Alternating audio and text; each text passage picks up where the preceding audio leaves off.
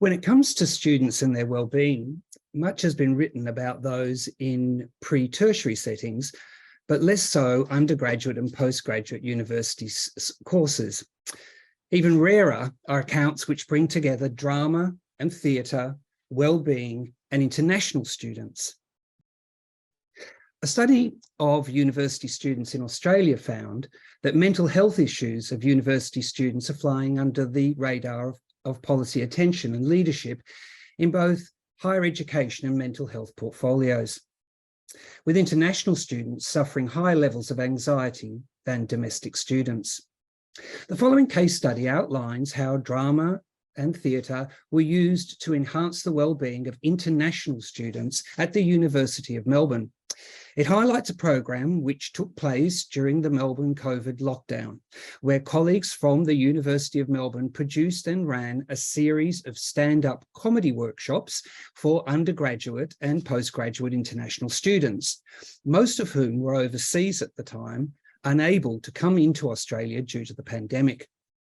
It was found that the application of drama and theatre techniques and processes resulted in a noticeable improvement in the well-being of the tertiary student participants.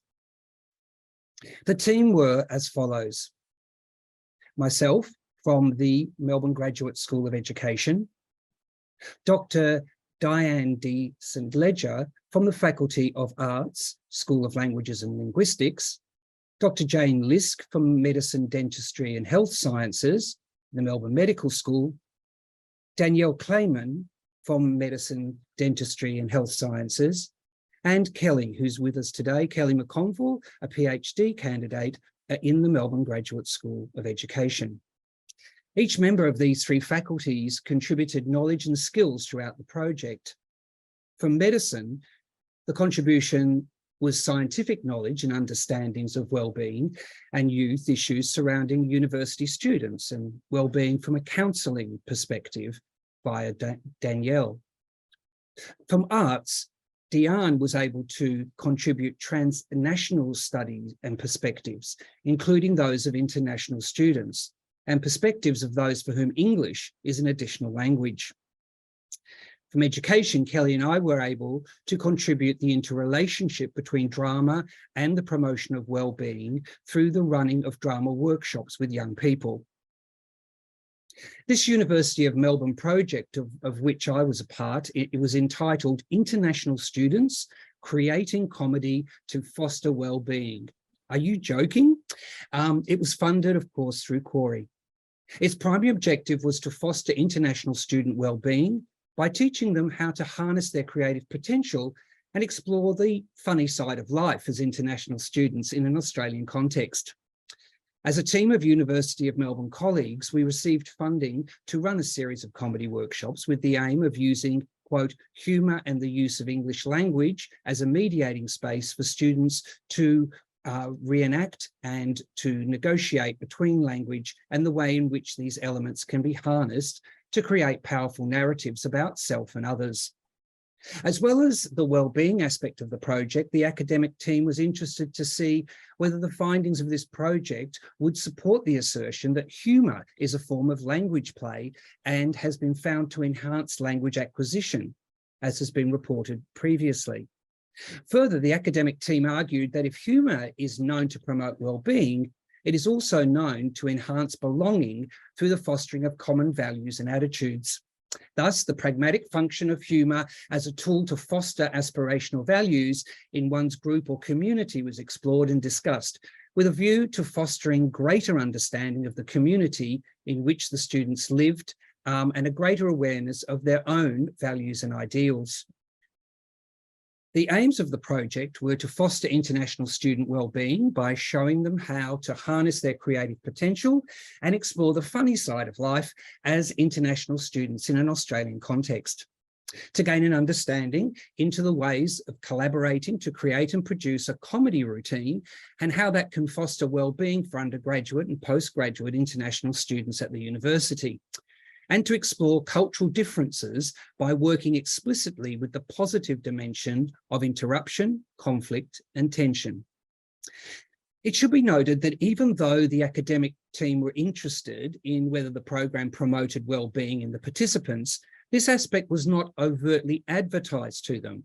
It was the stand-up comedy nature of the workshops, which was the main focus marketed to the international students. I can talk more about that later if you like. The project ran from August 2020 to December 2020, and it was followed by an associated research project, which ran from that start date and throughout 2021. The planning commenced early in 2020, and the program was originally intended to be an on-campus undergraduate and postgraduate international student event. With this in mind, a series of evening workshops was planned to run in what we call Studio 5, which is the new home of drama education in the university's Graduate School of Education. However, it was not long into the project that COVID-19 hit.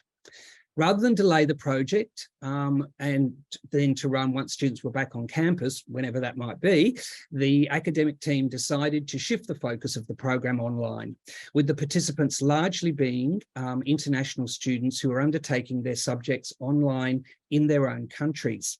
But some of the participants were actually based here in Australia.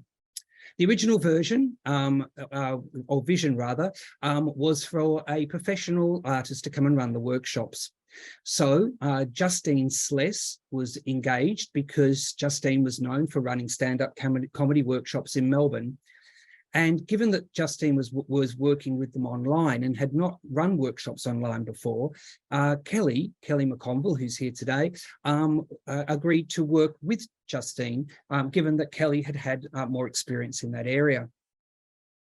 Now, Kelly assumed that when the workshops were running, and it's funny to talk about Kelly when she's right here, she would be assisting Justine with the technical aspects of conducting them via Zoom. However, it became apparent that whilst Justine was expert in devising and conducting comedy classes, she was unfamiliar with teaching in a university environment and online.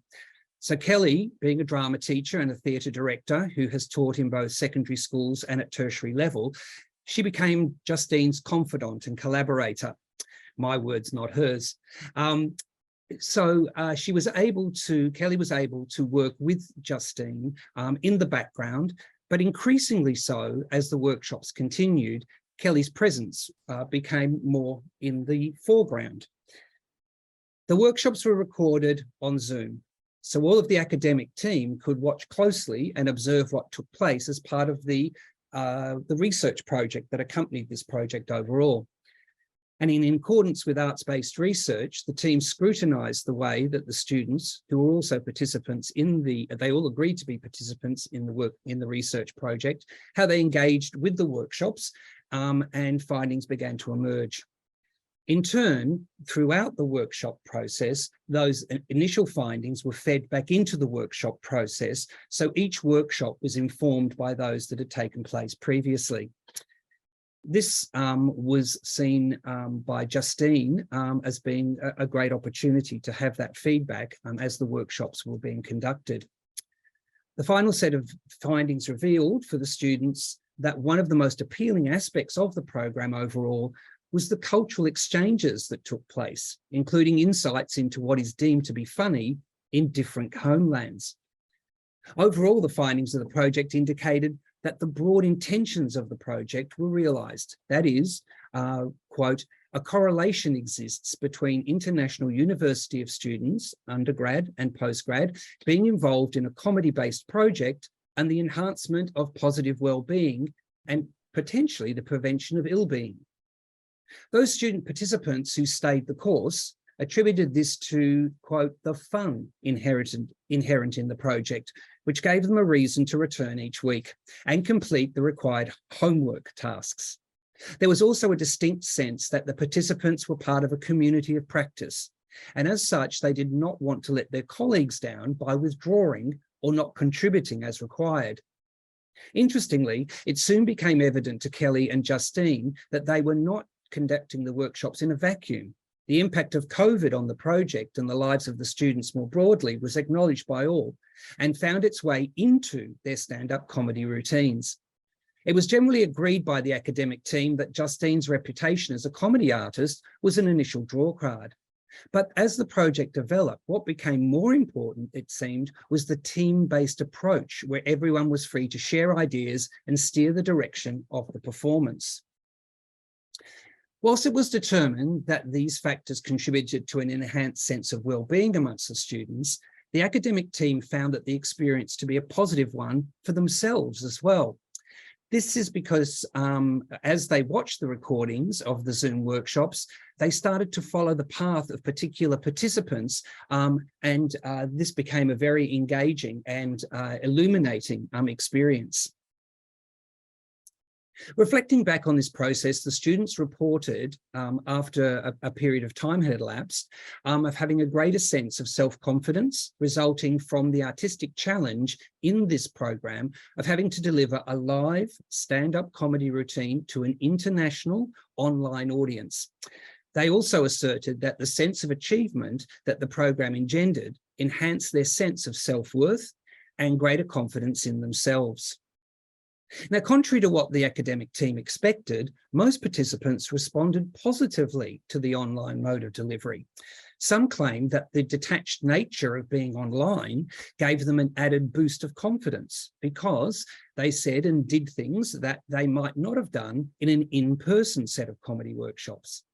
Some student participants noted that whilst the nature of the workshops initially seemed a little strange to them, for example, when they were placed in breakout rooms with people that only just met, they soon adapted to the opportunities and limitations the online mode afforded them.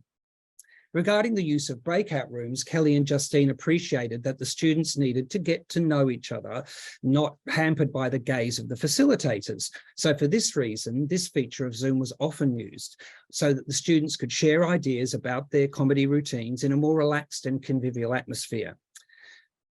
When interviewed several months following the program, the students later reflected that when they were in the breakout rooms, whilst they did not always stay on task, they bonded with each other, including sharing their COVID experiences and offering each other empathy, sympathy, and support.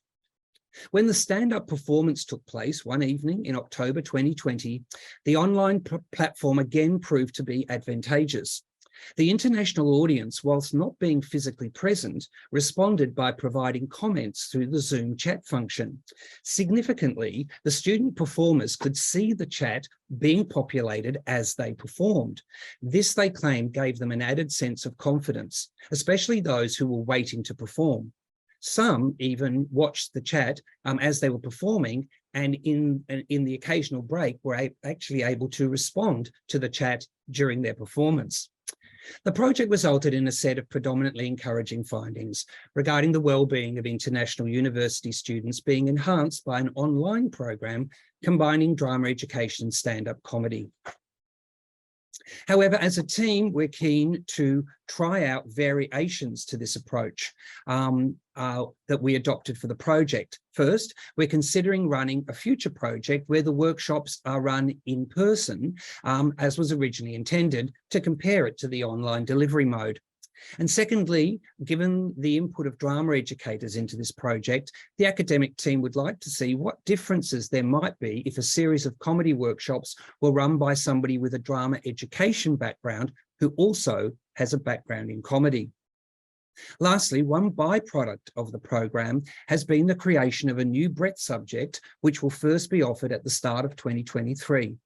Entitled Drama, Education and Wellbeing, it is being run out of MGSE and I'll be the coordinator. And when the handbook's released very shortly, there'll be obviously the description of that particular breadth subject. And thank you very much.